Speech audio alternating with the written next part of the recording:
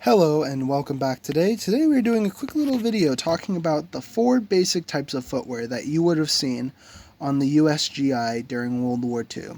Now, my video is encompassing the 4 basic types of footwear that if you had, you could do about any impression for any part of the war. So, we'll get started over here with the first model that we had. This is the Type 2 service shoe. This was used for the entire duration of the war as a combat boot, as a dress boot, as the all-rounder. This saw every theater that the Army went into, and it is honestly the best all-rounder just about if you're going to be doing any basic infantry impression. Now, some history on this. This was a replacement for the pre-war Type 1 service shoe, which was the exact same boot. The only differences were in the sole. The sole of the Type 1 service shoe was entirely leather with a leather stacked heel, and it had a 180 degree welt, which went from about here on the ball of the foot all the way to the other side, and the rest back was nailed with either metal, brass, or wood nails, or wood pegs, my apologies. And so they improved it by putting rubber half soles and a rubber top lift for the heel. These were worn in comparison? No.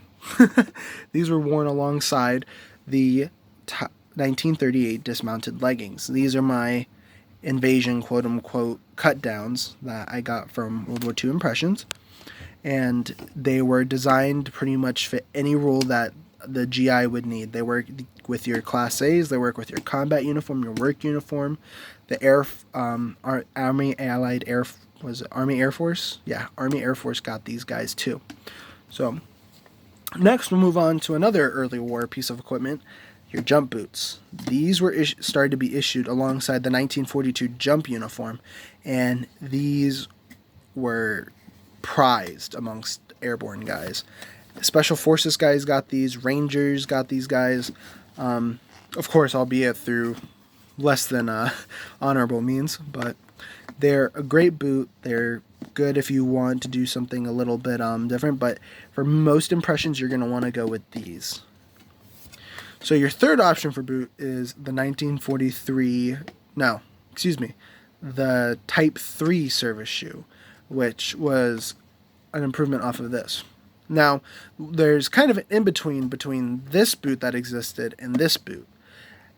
It was essentially a rough out, but it was this roughed out. So it was a cap toe boot, but they realized that the production of that was simply too much to do, so they just went with a non-structured, simple rough out boot that came raw, and it was up to the individual soldiers to dub them with grease and impregnate.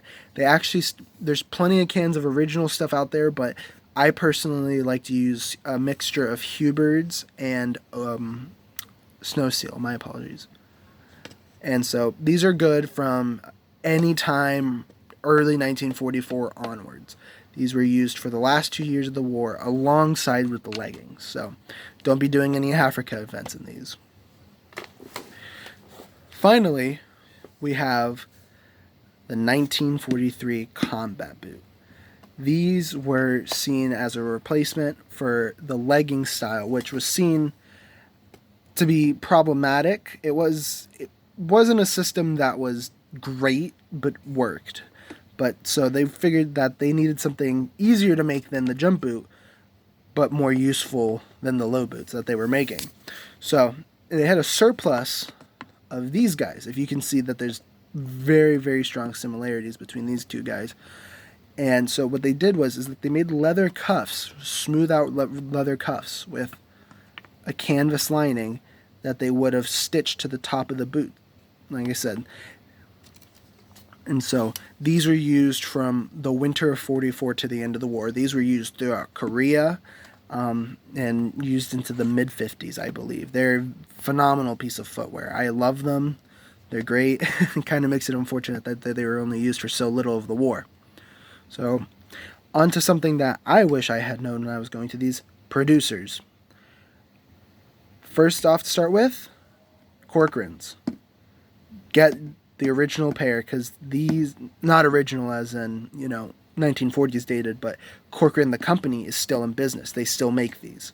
So if you can get a pair of those, I do not recommend doing like World War II, was it Epic Militaria that does like the $100 boots. Spend good money on your boots. Your boots are the most important part of your impression. All your wools, all that stuff, you can always find at a better deal. You will pay for what you get in the end, but you can get away with it. But your boots are always going to be 100% what you want to spend your money on, because it's what you're going to be walking around on. When you're going to be in mud, when you're going to be on rocks, when you're going to be in grass, it's going to be what you want to spend your money on. These, like I said, I got from the actual Corcoran brand. These are post-war originals. These are from the 50s, and they fit phenomenally. They're the best pair of boots I've ever owned, personally. They fit super comfortably. I wear them during the winter, actually. Very good pair of boots. I really like them. If you can get your hands on a pair of post-war originals or non-issued ones, they're really great, because since the rough out is typically in pretty dry condition, rough out's a lot easier to condition instead of smooth out. Now these two guys I got from SM Wholesale.